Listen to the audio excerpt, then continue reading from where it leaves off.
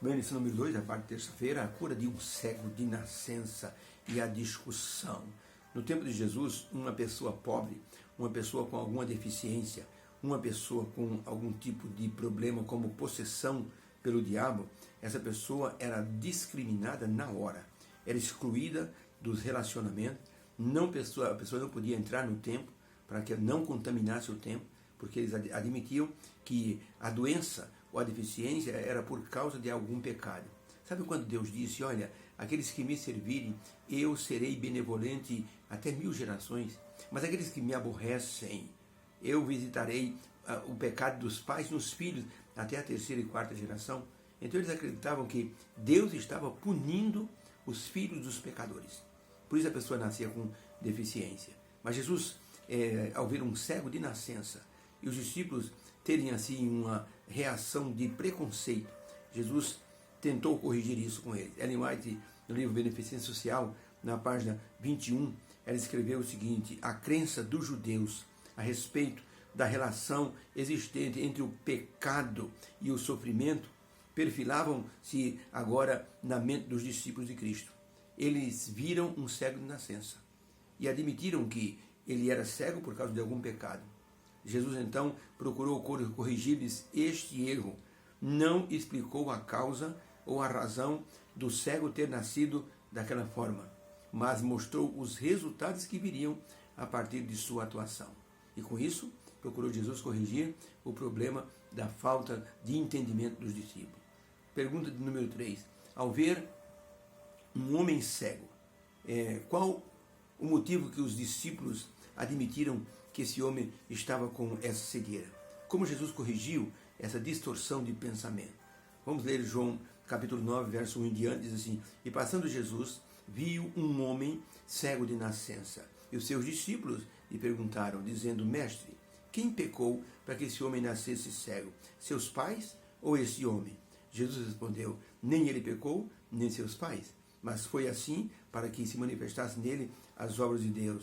Tendo Jesus dito isto, cuspiu na terra e fez lodo com sua saliva, e aplicou o lodo nos olhos do cego, e disse: vai ao tanque de Siloé, que significa enviado, e lava-te. E foi o homem e lavou-se e voltou enxergando. Então os vizinhos e aqueles que o conheciam dantes como cego diziam: não é este aquele que estava assentado e mendigando? Outros diziam: é ele, e outros: parece com ele. Mas ele dizia: sou eu mesmo. E perguntaram: como é que você está enxergando agora? Ele disse: o homem chamado Jesus fez lodo, untou-me os olhos e disse: vai ao tanque de Siloé e lava-te. Eu fui, lavei e voltei vendo. Disseram: onde está esse homem agora? O cego que havia sido curado disse: não sei onde ele está. Levaram, pois, essas pessoas, esse homem aos fariseus, e mostraram que esse homem antes era cego e que havia sido curado por Jesus no sábado, que fez um lodo, colocou nos olhos e disse para ele se lavar no tanque de Siloé. Então o homem disse: eu fui, me lavei e voltei vendo. Então alguns dos fariseus diziam: este homem não é de Deus, pois transgride o sábado. Diziam outros: como pode esse homem não ser de Deus e faz tamanhos milagres? E houve uma grande discussão entre eles. Então a pergunta que distorção Jesus tentou melhorar, ou melhorar não, eu diria, que tipo de distorção Jesus procurou assim corrigir nos discípulos quando eles viram o cego de nascença? Resposta: os discípulos achavam que era por causa de algum pecado do homem ou dos pais desse homem que ele havia nascido cego. Jesus corrigiu esse tipo de pensamento, dizendo que não era por causa daquilo, mas era para que as obras de Deus se manifestassem naquele homem e eles começassem a crer no poder de Deus. Por isso, Jesus mostrou que nem sempre um pecado ou uma doença provoca um pecado na pessoa. Por isso, Jesus, inclusive, fez um procedimento e curou o homem no sábado. Jesus mostrou que nem sempre uma doença ou uma deficiência é resultado de pecados cometidos. Basta olharmos para a vida de Jó, um homem que era consagrado a Deus e que, no entanto, foi assediado pelo diabo e que sofreu toda sorte de perda, como materiais, como espirituais, como perdas de saúde. E Jó não havia feito nenhum tipo de pecado.